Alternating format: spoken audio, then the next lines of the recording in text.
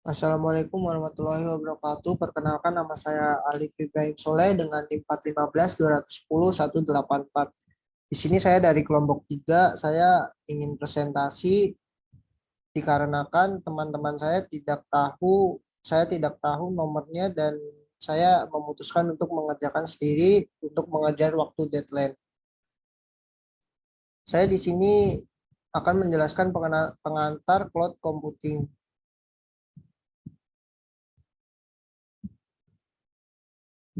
Landasan tentang cloud computing. Cloud computing memiliki beberapa definisi berbeda dan berasal dari beberapa ahli di bidangnya. Dari beberapa definisi tersebut dapat disimpulkan bahwa cloud computing merupakan layanan komputasi teknologi informasi yang mencakup layanan hardware, software, dan aplikasi yang dapat diperoleh melalui internet. Layanan tersebut harus dapat disesuaikan dengan kebutuhan pengguna dan biaya pengguna. Layanan dikenakan sesuai jumlah sumber daya yang telah digunakan pengguna, menggunakan basis per bulan atau per menit. Cloud computing adalah paradigma komputasi yang digunakan untuk efisiensi biaya, di mana informasi dan daya komputer dapat diakses dari browser web oleh pelanggan. Cloud computing adalah pengembangan berbasis internet dan menggunakan komputer teknologi. Cloud computing adalah paradigma komputasi dengan keunggulan sumber daya yang mudah dikembangkan secara real-time seperti file, data, program, hardware, dan first party service dapat diakses dari browser web melalui internet untuk pengguna. Pelanggan hanya membayar sumber daya komputer yang digunakan sesuai dengan perjanjian yang tercantum pada Service Level Agreement atau disebut SLA, dan tidak memiliki pengetahuan tentang bagaimana penyediaan layanan teknologi instruktur untuk mendukung kebutuhan pengguna. Beban layanan di cloud computing berubah secara dinamis sesuai dengan kebutuhan pengguna. Cloud computing menyediakan proses komputasi dari lokal perangkat individual penggunaan sampai menggunakan terdistribusi virtual dan pengembangan sumber daya sehingga memungkinkan pengguna untuk memanfaatkan perhitungan penyimpanan dan sumber daya aplikasi lainnya yang membentuk cloud secara on demand. Sejarah cloud computing di Indonesia. Di Indonesia, cloud computing seperti sudah menjadi kebutuhan wajib berbagai instansi pemerintah dan perusahaan swasta. Tak bisa dipungkiri, kemudahan yang didapat dari cloud computing membuat semua pekerja menjadi mudah, cepat, dan tentu saja terkoordinasi dengan baik dan mudah. Cloud computing berkembang cukup pesat di negara kita, yaitu Indonesia, terbukti dari banyaknya pilihan cloud computing dari berbagai penyedia jasa. Harganya pun dinilai cukup murah dengan segala fasilitas yang didapat. Memasuki tahun 2020 kemarin, cloud computing telah berambat ke berbagai sektor bisnis, dari mulai manufaktur sampai jasa. Alasan kuat itulah yang menyebabkan investasi di bidang teknologi, terutama terhadap perusahaan menyediakan cloud computing. Perkembangan cloud computing. Pesatnya perkembangan transformasi digital di Indonesia yang semakin digenjot oleh kondisi pandemi COVID-19, layanan-layanan cloud computing kini semakin berkembang dan digemari oleh masyarakat dan perusahaan. Banyak startup hingga perusahaan besar seperti Bukalapak dan Shopee menggunakan cloud computing dalam proses pengembangan aplikasi all-in-one milik mereka. Hal ini dapat kita lihat dari pengembangan pada aplikasi Bukalapak yang mengembangkan berbagai layanan pada masa pandemi COVID-19, seperti agregator, pengiriman barang logistik, Bukasen, pencarian hunian, pengiriman uang, hingga menjadi platform penjualan reksadana. Selain itu, Shopee juga melakukan beberapa inovasi baru pada layanan super app mereka, seperti Shopee Food, layanan pengiriman makanan, hingga Shopee Mart, layanan penjualan bahan-bahan kebutuhan rumah.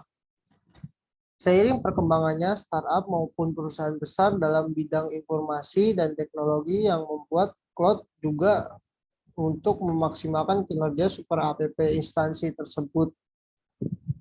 Hal ini dikarenakan sistem yang berbasis cloud computing akan memiliki fleksibilitas yang tinggi dalam memenuhi kebutuhan pelayanan kepada para pelanggan dalam skala yang besar. Selanjutnya, cara kerja cloud computing. Yang pertama, sebuah server pusat mengelola sistem memantau lalu lintas dan permintaan klien untuk memastikan semuanya berjalan lancar. Sistem ini mengikuti seperangkat aturan yang disebut protokol dan menggunakan jenis khusus dari perangkat lunak yang disebut mid-layer network. Mid-layer network memungkinkan komputer untuk berkomunikasi satu sama lain. Yang ketiga, untuk klasifikasi layanan salah satunya adalah PaaS, Platform as a Service. Hal ini memfokus untuk membuat desain, deploy, dan juga menghost aplikasi di internet. Penyedia layanan perusahaan database, Google Big Table, Amazon. Keempat, SaaS, Software as a Service. Layanan ini memberikan servis berupa akses software kepada customer tanpa harus membeli. Biasanya para vendor atau service provider sudah menyediakan berbagai software dengan mengakses internet secara langsung, mengakses juga software penyedia layanan perusahaan productivity, Zoho, Google, dan APPS. Selanjutnya, jenis-jenis cloud komputer. Seiring meningkatnya popularitaskan cloud computing, muncul berbagai jenis layanan baru. Beberapa model memiliki strategi penyebaran data yang sangat efisiensi. Dengan demikian, komputasi awan dapat memenuhi berbagai kebutuhan spesifikasi penggunaan dengan sangat terperinci. Salah satu contohnya adalah mode deployment. Model ini diklarifikasikan berdasarkan lokasi atau layanan yang ditawarkan. Berikut 4 jenis cloud computing berdasarkan model deployment. Yang pertama, public cloud. Jenis cloud ini biasanya digunakan untuk instruksi B2C, business to customer. Jadi sumber daya yang dimiliki penyedia akan digunakan bersama-sama. Masalah klasik tentang penggunaan sumber daya secara kolektif adalah sistem keamanan. Tidak perlu cemas karena public cloud sudah memiliki sistem keamanan yang handal. Dengan menggunakan public cloud, Anda bisa mengakses komputasi awan kapanpun dan dimanapun. Dengan demikian, pekerjaan akan lebih fleksibel dan dalam bekerja. Yang kedua, community cloud. Community cloud adalah layanan cloud computing yang hanya mencakup sebuah komunitas atau organisasi tertentu. Jadi segala akses, pengaturan, kepemilikan, serta pengoperasian cloud milik pengelola komunitas tersebut. Jaringan yang diperlukan juga dapat dibuka secara intranet maupun jaringan internet. Semua kebijakan pengguna tergantung dari keputusan pengelola komunitas organisasi tersebut. Private cloud. Sesuai dengan namanya, private cloud bersifat privat. Khusus private cloud menggunakan jaringan milik sendiri organisasi. Bedanya dengan community cloud adalah pada tujuannya. Biasanya private cloud lebih ke pengembangan secara rahasia dan community cloud lebih ke pengembangan open source. Yang keempat ada hybrid cloud. Jenis hybrid cloud mempunyai arti pengembangan secara sederhana. Contoh dari hybrid cloud adalah gabungan public cloud dan private cloud. Jadi kamu menggunakan public cloud namun memiliki akses data ke penyimpanan pribadi pada privasi cloud. Selain model deployment, ada satu lagi model cloud computing yang jarang orang tahu, yaitu model layanan. Model ini lebih ke fokus pada jenis layanan jasa. Selanjutnya, berikut manfaat dari cloud komputer.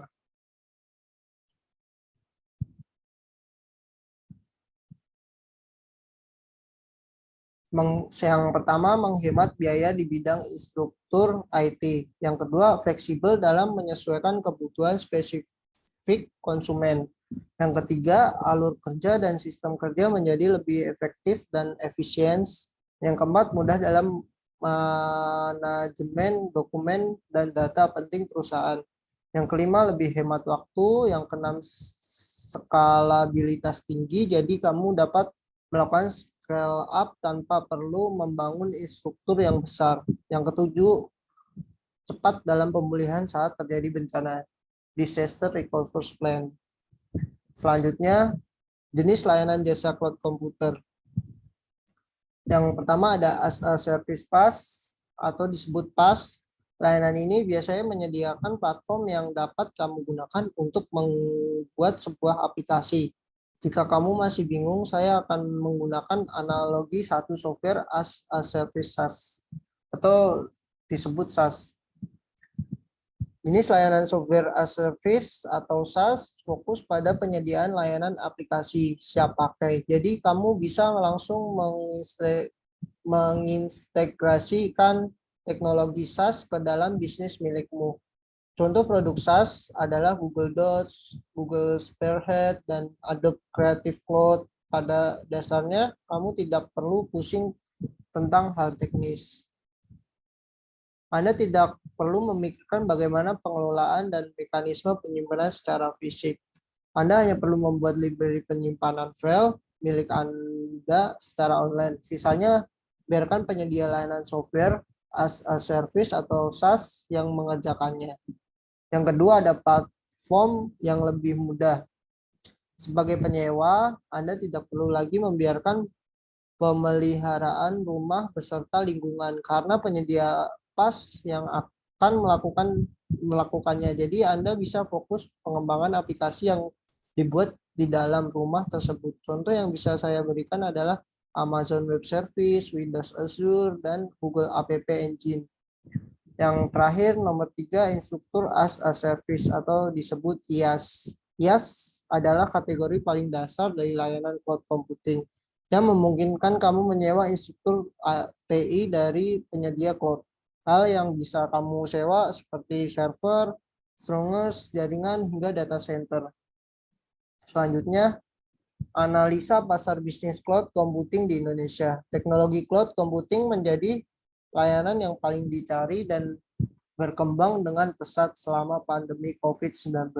Hal ini karena teknologi cloud bisa memberikan dampak positif terhadap laju bisnis perusahaan, termasuk pula memudahkan masyarakat dalam beraktivitas. Selain itu, sejalan pula dengan upaya pemerintah mendorong ekonomi digital di Indonesia. Berdasarkan riset yang dilakukan oleh Boston Consulting Group, pasar cloud di Indonesia diprediksi akan mengalami pertumbuhan rata-rata sebesar 25% dari 0,2 miliar US dollar. Pada 2018 menjadi 0,8 US dollar. Pada 2023 mendatang. Salah satu faktor yang mendukung pertumbuhan ini sendiri adalah korporasi dan bisnis skala menengah yang telah merasakan dampak signifikan dalam menghemat biaya setelah melakukan adopsi layanan cloud computing. Sementara riset terbaru dari PwC pada akhir 2021 juga menunjukkan bahwa lebih dari 50% usaha kecil dan menengah UMKM mengalami kenaikan pendapatan sebesar 20% setelah mengadop cloud. Cloud juga diprediksi PwC akan meningkat PDB Indonesia sekitar 10,7 miliar US dollar dalam 5 tahun mendatang.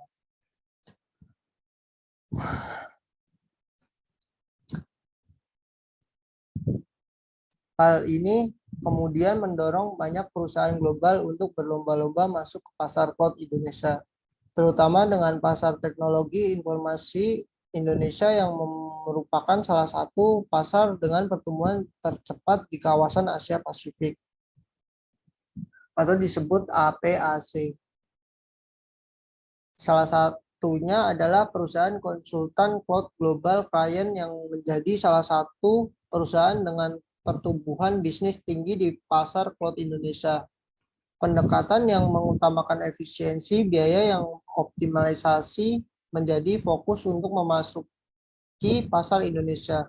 Klien membidik korporasi kelas menengah medium hingga konglomerasi besar di pasar Indonesia. Sejauh ini korporasi di sektor retail, FMCG, manufaktur, pendidikan, jasa keuangan, serta perbankan mendominasi klien Indonesia. Melalui layanan cloud yang fokus pada efisiensi biaya dan optimalisasi, perusahaan tak perlu lagi repot mengurusi instruktur IT sehingga bisa fokus mengembangkan bisnis mereka. Sementara di sisi lain, pemerintah juga mendorong agar digitalisasi teknologi yang berkembang saat ini bisa dimanfaatkan untuk dapat meningkatkan berbagai kegiatan produktif. Transformasi digital pun diyakini dapat membantu mempercepat proses pemulihan ekonomi dari dampak pandemi COVID-19. Menteri Koordinasi Bidang Perekonomian Erlangga Hartarto mengatakan bahwa perkembangan digitalisasi ini bagaikan dua sisi mata uang. Pada saat sisi digitalisasi memberikan percepatan pemulihan dengan konektivitas yang tepat, namun di sisi lain juga menciptakan kesenjangan karena masalah literasi dari masyarakat. Prediksi cloud pada tahun-tahun mendatang. Transformasi digital dan revolusi industri 4.0 diprediksi dapat memberikan peningkatan pendapatan perusahaan sebesar 39% dalam 5 tahun ke depan di Indonesia dan dapat menghemat material mencapai 58% hingga efisiensi 68%.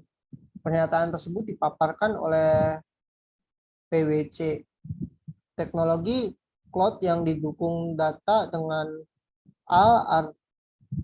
artificial intelligence, automation, blockchain, dan IoT merupakan teknologi yang memiliki peran tersendiri yang mendominasi seperti pada yang memiliki peran dalam kecerdasan buatan yang menggunakan mesin dan komputer. Teknologi blockchain pada penyimpanan data digital yang terhubung melalui kriptografi serta teknologi IoT merupakan konsep komputasi yang terhubung ke internet. Teknologi-teknologi tersebut mendorong terciptanya lingkungan yang canggih seperti smart city, namun di sisi lain tidak mengurangi kemungkinan bahwa masalah keamanan data akan kerap muncul. Berikut prediksi tentang cloud dapat memberi optimasi perusahaan yang dapat memungkinkan perusahaan untuk berkembang dan berinovasi dalam antara lain yaitu yang pertama, hampir semua operasi TI manual dan tugas manajemen data akan dioptimalisasi membuka pintu menuju era baru inovasi TI. Akan terjadi inovasi TI yang dapat diberikan optimalisasi pada semua sistem baik pada TI maupun manajemen data. Yang kedua, sebagian besar aplikasi perusahaan akan dijalankan oleh AI dan akan mendominasi jalannya aplikasi perusahaan. Yang ketiga, proses bisnis otomatis yang memungkinkan interaksi yang lebih personil dalam HR, penjualan, dan domain bisnis lainnya. Terciptanya bisnis otomatis yang dapat memudahkan dalam interaksi yang lebih personal seperti HR, sales, dan lainnya. Yang keempat, akan muncul 1000 kali masalah dalam keamanan dan 600 kali lebih data yang sensitif dan rentan di bagian di cloud. Yang kelima, pada proses rentan pesan akan bergantung pada AR, augmented, virtual reality, blockchain, mekanisme learning, dan IoT.